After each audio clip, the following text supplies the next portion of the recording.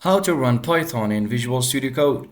When I run Python code in Visual Studio Code, in this quick tutorial I'll guide you through the steps to set up and execute Python scripts. So let's get started.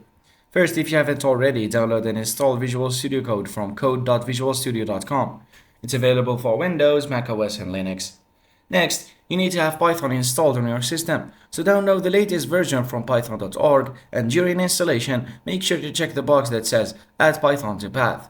This ensures that Python is accessible from the command line.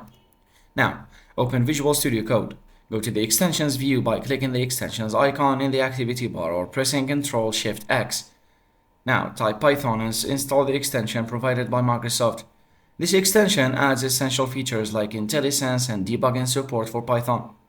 Let's create a new Python file. Click on File, New File, and save it with a .py extension. For example, script.py.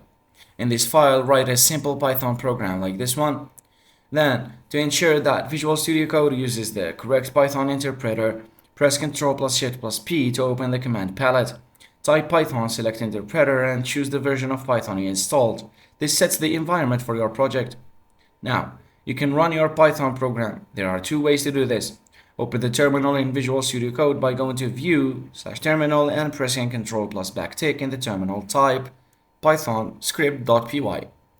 You can also run your script by clicking the green Run button in the top right corner of the editor. And that's it, you've successfully run Python code in Visual Studio Code. If you have any questions or need further assistance, feel free to leave a comment below. Don't forget to subscribe, and thanks for watching.